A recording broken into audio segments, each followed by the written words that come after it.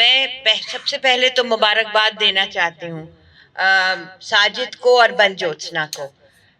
اتنی اچھی رپورٹ لکھی ہے, اتنی موزوں رپورٹ لکھی ہے, اور جیسے پرشانت صاحب نے کہا کس محنت سے آپ لوگوں کے ذریعے سے it has to go very far. جو باتیں ساجد نے بتائیں اور بنجوتسنا نے بتائیں, پوری رپورٹ کا آپ کو ایسنس آپ کے سامنے پیش کیا. میں آپ کو ذرا سی ہسٹری بتانا چاہتی ہوں, کیونکہ یہ گھر بنا ہے 1969 میں. ہمارا خاندان اس سے پہلے لوٹینز دہلی میں رہتے تھے, مگر جب سے ہم یہاں ہیں, اور میں نے جو دیکھا, جس کے بارے میں پرشانت نے بتایا کہ ایک ملا جلا سماج تھا, اور اسی کا خواب ڈاکٹر ذاکر حسین نے دیکھا. جب انہوں نے جامعہ اسٹیبلش کیا تو انہوں نے یہ اس کانسیپٹ سے کیا کہ وہاں ہر مذہب کا ہندوستانی آ کے پڑھائے, کوئی کیرل سے, کوئی کرناٹک سے, کوئی گجرات سے. اس زمانے میں جب 1920 میں جب جامعہ اسٹیبلش ہوا تو ان کا یہ خواب تھا, اور ان کے ساتھ 2 لوگ اور تھے. ایک کا نام تھا پروفیسر محمد مجیب, جو بہت عرصے تک جامعہ کے وائس چانسلر رہے, اور ایک تھے ڈاکٹر عابد حسین, جو کہ ایک بہت عظیم اسکالر تھے. تو ان تینوں نے جرمنی میں یہ خواب دیکھا, اور وہاں وہ حکیم اجمل خان سے ملے اور ڈاکٹر مختار احمد انصاری سے ملے, اور انہوں نے یہ خواب دیکھا کہ ایک ایکلیکٹک سماج بنے گا, یہ ایک ایکلیکٹک انسٹیٹیوشن ہوگا. اور جیسے کہ اس رپورٹ میں بہت ہی اچھی طرح سے ایکسپلین کیا گیا ہے کہ جو 3-4 بہت بھیانک انسیڈنٹس ہوئے, اور اس کے بھی ہم چشمدید گواہ ہیں. آپ لوگ بہت کم عمر ہیں, شاید آپ نے بابری نہ دیکھا ہو, گجرات 2002 کا آپ کو تجربہ نہ ہو, اور خیر نارتھ ایسٹ دہلی کا تو سب کو تجربہ ہے.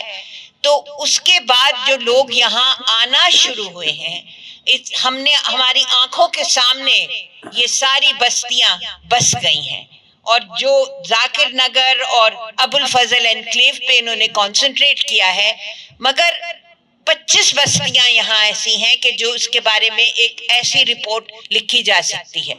مگر یہ رپورٹ ایک پیراڈائم ہے. دس از اے paradigm in which explains the whole concept of ghettoization. اور پرشانت نے بہت اچھی طرح سے یہ بات سمجھائی ہے کہ ghettoization جو ہے it's a political concept, یہ سیاسی چیز ہے, اور آپ دیکھتے ہیں چاروں طرف جو سیاست ہے اس وقت. اور یہ بات بھی ہے کہ اس میں کوئی پالیٹکس نہیں ہے, مگر اس کی جو بنیاد ہے وہ یہ ہے کہ ایک طرح سے لوگوں کو کیٹیگرائز کر کے اور ان کو ایک طرح سے ان کو سیگریگیٹ کرنا اس میں بہت ضروری ہے.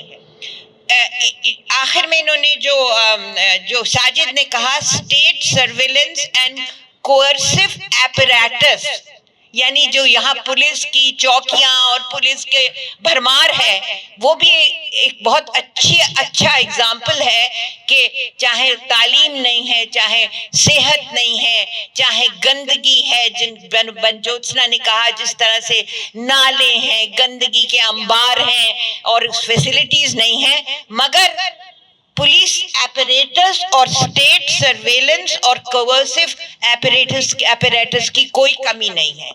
تو یہی, اور سچر کمیٹی رپورٹ نے جو ہمارے زمانے میں لکھی گئی تھی جب ہم پلاننگ کمیشن کے ممبر تھے, سچر کمیٹی رپورٹ نے ساری بات کو کھول کے رکھ دیا تھا.